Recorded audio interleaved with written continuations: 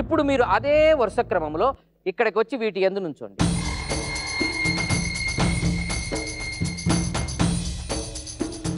ఇప్పుడు మీ నలుగురు నామధేయం పలికెదను.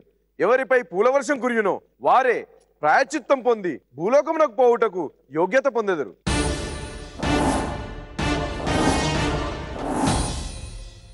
మొదట బెనర్జీ జామ్ జటక్ ధూమ్ పటాక్.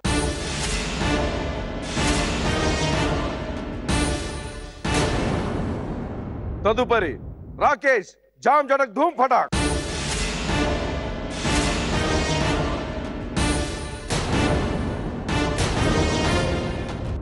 పిమ్మట ఇరువురి నామధేయము పలికెదనం. ఎవరిపై పూలవర్షం కురియునో వారు ప్రాయశ్చిత్తం పొంది భూలోకమున పోవుటకు యోగ్యత పొందెదరు. ప్రవీణ్ విక్రమ్ జామ్ జటక్ ధూమ్ తడక్.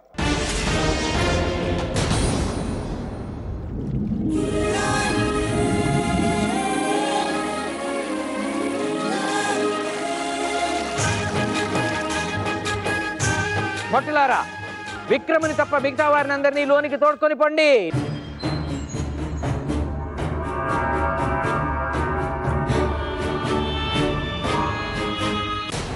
విక్రమ్, నీవు ఇక్కడికి వచ్చి యమధర్మరాజు వారి అనుమతి తీసుకొని భూలోకం పోవాలి. యమధర్మరాజా, మీ ఆశీర్వాదం పొంది మీ శిక్షలన్నింటిలో విజయం పొంది భూలోకం వెళ్తున్నందుకు ధన్యోస్తు. విజయోస్తు. ఇకనైనా నువ్వు భూలోకమునకు పోయి బుద్ధిగా ఉండవలే. సదా